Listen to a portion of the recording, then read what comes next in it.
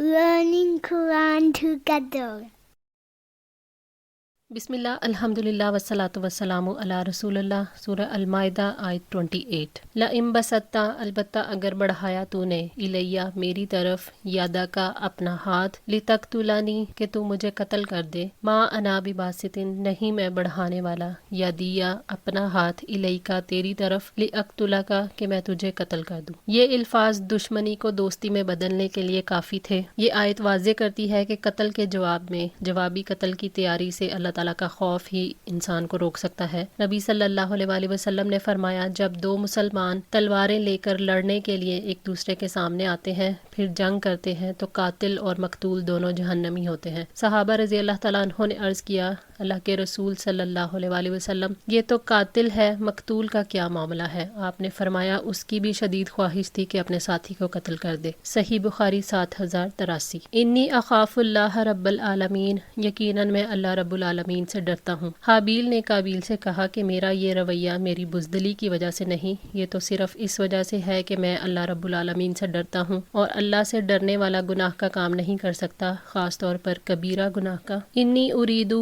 मैं यकीनन इरादा रखता हूँ, अन तबूआ के तू पलटे, बि इस्मी मेरे गुनाह के साथ, व इस्मी का और अपने गुनाह के। हाबील ने ये वाज़े किया कि मैं आपसे जंग नहीं करना चाहता, बावजूद ये कि आपने एक गलत काम का इरादा कर लिया है। मुजाहिद से रिवायत है कि हाबील ने कहा कि मैं ये चाहता हूँ कि तूने पहले जो गुनाह किए हैं उनके साथ मेरे कत्ल का गुनाह भी तेरे सर पर हो। इसका ये मतलब नहीं है कि मकतूल के सारे गुनाह कातिल के नामा अमाल में मुंतकिल हो जाते हैं। क़यामत के दिन ऐसा हो सकता है कि कातिल की सारी नेकियां देखकर भी मकतूल का हक अदा ना हो। जुर्म से रोकने के लिए हाबील ने कत्ल के भयानक नताइज पेश किए ताकि भाई गुनाह से मुतनफ़िर हो जाए और गुनाह से निकलने के लिए अल्लाह ताला का खौफ दिल के अंदर रखे और जुल्म करने से बाज आ जाए। लेकिन वो अपने भाई का कत्ल करके कबीरा गुनाह का मुर्तकिब हुआ। हर खून ना हक का बोझ काबील पर पड़ता है, जैसे कि नबी सल्लल्लाहु अलैहि वसल्लम ने फरमाया, जो कत्ल भी जुल्म के साथ होता है उसके खून ना हक का बोझ आदम के पहले बेटे पर होता है, क्योंकि ये पहला शख्स है जिसने कत्ल का काम किया। सही मुस्लिम। फतकूना मिन अस्हाबिन नार, फिर तुम आग वालों में से हो जाओ। वज़ालिका जज़ाउज़ ज़ालिमीन, और जालिमों की यही जज़ा है। हाबील ने काबील को अल्लाह ताला के अज़ाब का खौफ दिलाया, और ये भी बड़े जुल्म की वजह से है जो ऐन अदल पर मबनी सज़ा है। ये आयत दलील है कि कत्ल का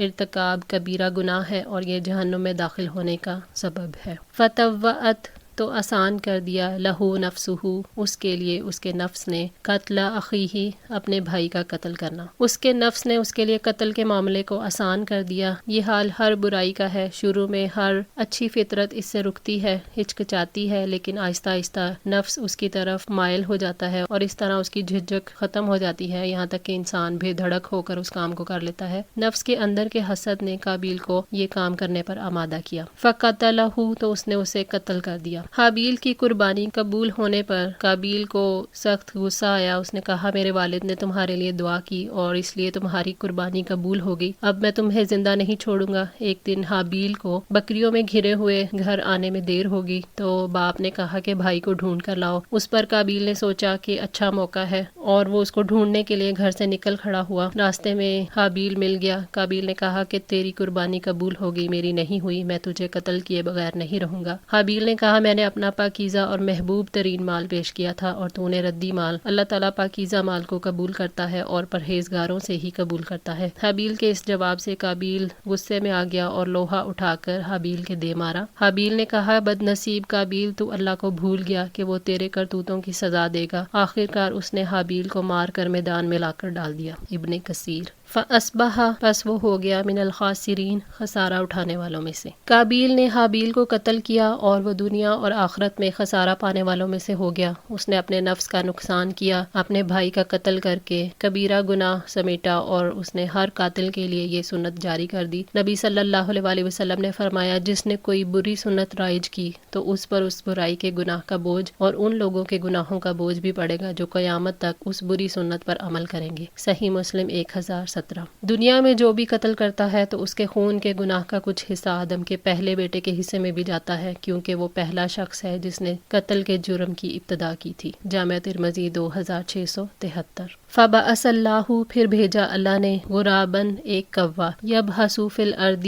وہ زمین میں کھودتا تھا، لیریہ، تاکہ وہ دکھائے اسے، کیف یواری، کس طرح وہ چھپائے، سوءتا، لاش، اخیہ، اپنے بھائی کی۔ قابیل نے اپنے بھائی کی لاش ایسے ہی چھوڑ دی تھی، چھپانے کی کوشش نہیں کی تھی۔ یبحث فی الارض یعنی کوے کی یہ عادت ہے کہ جب کھانے کی کوئی چیز کو وہ نہیں کھانا چاہتا تو زمین کو کھود کر اس کو چھپا دیتا ہے۔ کوے کی وجہ سے بھائی کی لاش کو چھپانے کا طریقہ اس کو سمجھ آ گیا اور اس بات پر اس کو کافی ندامت ہوئی۔ اللہ تعالیٰ کی طرف سے میت کو دفن کرنے کا طریقہ بتایا گیا ہے اور اس میں حکمت ہے، کیونکہ لاش کو ختم کرنے کے اور بھی طریقے موجود تھے، مثلا آگ میں جلا دیا جائے یا سمندر میں پھینک دیا جائے، لیکن اللہ تعالیٰ کی طرف سے زمین میں دفن کرنے کا طریقہ بتایا گیا۔ انسان کا اکرام اسی میں ہے کہ موت کے بعد اسے دفن کر دیا جائے، اور انبیاء کرام کا یہی طریقہ ہے۔ قالا یا ویلتا، اس نے کہا ہائے افسوس مجھ پر، اعجزت، کیا میں عاجز ہوا، ان اکونا، اس سے کہ میں ہو جاؤں، مثل ھذا غرابی، اس کوے کی مانند، فاواریا، کہ میں چھپاؤں، سوءتا اخی، اپنے بھائی کی لاش۔ قابیل نے جب بھائی کو قتل کر کے لاش کھلے آسمان کے نیچے رکھ دی تو اللہ تعالیٰ نے 2 کوے بھیجے، ایک نے دوسرے کو قتل کیا، پھر چونچ سے گھڑا کھود کر اس میں کوے کو ڈال کر اس کے اوپر مٹی ڈال دی۔ قابیل نے جب یہ منظر دیکھا تو شرمندہ ہو کر کہنے لگا ہائے میری بدبختی، میں اس کوے سے بھی گیا گزرا ہوں کہ اپنے بھائی کی لاش نہ دفن کر سکا۔ فاصبح من النادمین، چنانچہ وہ شرمندہ ہونے والوں میں سے ہو گیا۔ اپنے بھائی کے قتل کے بعد کووں کی تدبیر کی وجہ سے قابیل نادم ہوا، تمام گناہوں کا انجام ندامت اور خسارہ ہے جو کہ عذاب پر عذاب ہے۔ من اجل ذالکا، اسی وجہ سے،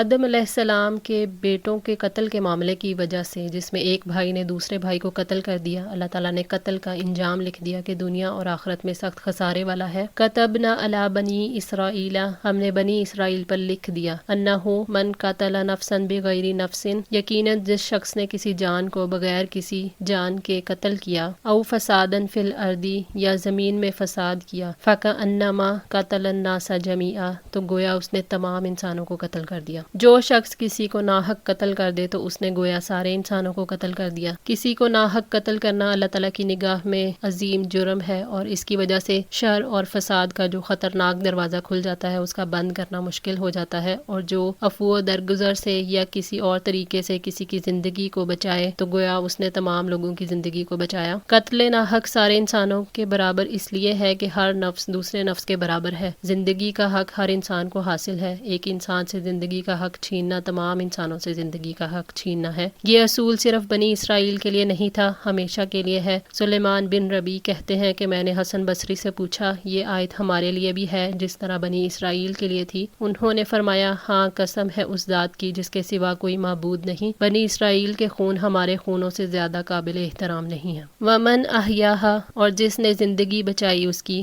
فکأنما احیا الناس جمیعا، تو گویا اس نے تمام انسانوں کو زندہ کیا۔ یعنی جو کوئی عفو و درگزر سے یا کسی اور طریقے سے کسی کی زندگی کو بچانے کا سبب بنے تو گویا وہ تمام لوگوں کی زندگی کو بچانے کا سبب بنا۔ وَلَقَدْ جَاءَتْهُمْ رُسُلُنَا بِالْبَيِّنَاتِ، اور بلا شبہ یقیناً ان کے پاس ہمارے رسول واضح دلائل لائے تھے۔ اللہ تعالیٰ نے انسانی دنیا میں امن اور امان قائم رکھنے کو صرف فرض ہی نہیں بتایا بلکہ مسلسل رسول بھیجے جو انہیں اللہ تعالیٰ کے احکامات یاد دلاتے رہے اور اللہ تعالیٰ کی تعلیمات سکھاتے رہے۔ اللہ تعالیٰ نے انسانی جان کے احترام کے قانون کے ساتھ ہدایت کے مکمل قانون کی یقین دہانی کرائی ہے کہ ہر دور میں اللہ تعالیٰ کی طرف سے انسانوں کی رہنمائی کا انتظام جاری ہے۔ ہدایات کے باوجود اکثر لوگ زمین میں زیادتیاں کرنے والے ہیں، ان دلائل نے کسی کے پاس کوئی حجت نہیں رہنے دی۔ ثم ان کثیرا منہم، پھر بے شک ان میں سے بہت سے، بعد ذالک، اس کے بعد بھی، فی الارض، زمین میں، لمسرفون، البتہ زیادتی کرنے والے ہیں۔ انسانوں کی طرف سے اسراف اور زیادتی یہ ہے کہ وہ اللہ تعالیٰ کی حدود سے تجاوز کریں، اللہ تعالیٰ کی شریعت کو چھوڑ دیں اور اس میں تبدیلیاں پیدا کریں، گناہوں کے اعمال اور انبیاء اور رسولوں کی مخالفت میں جو کہ واضح دلائل کے ساتھ آئے حد سے بڑھ جائیں۔ اس میں اس صورتحال کی طرف اشارہ ہے جو مسلمانوں کو مدینہ میں پیش آ رہی تھی۔ یہودیوں نے مسلمانوں کے ساتھ صلح اور امن کے کئی معاہدے کیے ہوئے تھے، لیکن انہوں نے ان معاہدوں کا احترام نہیں کیا۔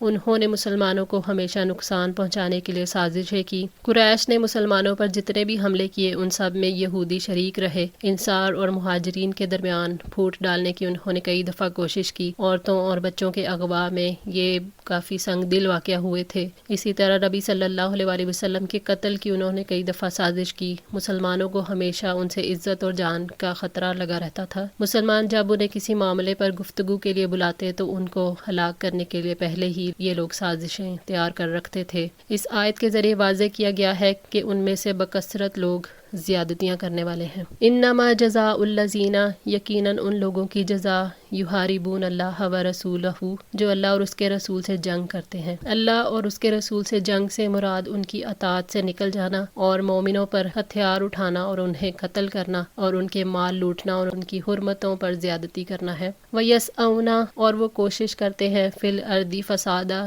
زمین میں فساد کی۔ جو اللہ تعالیٰ کی زمین میں نافرمانیوں کے کام کرتے ہیں، مومنوں کا مال لوٹتے ہیں، قتل کرتے ہیں، دہشت پھیلاتے ہیں، شاہراہوں پر سفر کرنا بند کر دیتے ہیں جس کی وجہ سے راستے منقطع ہو جاتے ہیں۔ ان یقتلوا، یہ کہ وہ قتل کر دیے جائیں، ویسلبوا، یا سولی چڑھائے جائیں، او تقطع ایدیہم، یا ان کے ہاتھ کاٹ دیے جائیں، وارجلوہم، اور ان کے پاؤں، من خلاف، مخالف سمت سے، او ینفوا، یا وہ نکال دیے جائیں، من الارض، زمین سے۔ اس آیت کا حکم اللہ تعالیٰ کی حکمت کے مطابق ہے، یعنی اگر وہ قتل اور لوٹ مار کریں تو ان کو قتل کرنے اور سولی دینے کی سزا حتمی ہے، یہاں تک کہ ان کا سولی دیا جانا مشہور ہو جائے اور لوگ لوٹ مار اور رہزنی سے باز آ جائیں۔ اگر وہ لوگوں کو قتل کریں اور مال نہ لوٹیں تو ان کو صرف قتل کیا جائے۔ اگر وہ صرف مال لوٹیں اور لوگوں کو قتل کرنے سے باز رہیں تو مخالف سمت ان کے ہاتھ پاؤں کاٹ دیے جائیں، یعنی دایاں ہاتھ اور بایاں پاؤں کاٹ دیا جائے۔ اگر صرف لوگوں کو خوفزدہ کرنے اور دہشت پھیلانے کے مرتکب ہوئے ہوں اور انہوں نے کسی کا مال لوٹا ہو، نہ کسی کو قتل کیا ہو، تو ان کو جلا وطن کیا جائے گا اور ان کو کسی شہر میں پناہ نہیں لینے دی جائے گی یہاں تک کہ وہ توبہ کر لیں۔ یہ حضرت عبداللہ بن عباس رضی اللہ تعالیٰ عنہ کا قول ہے۔ تفسیر سعدی۔ ذالک لہم خزی،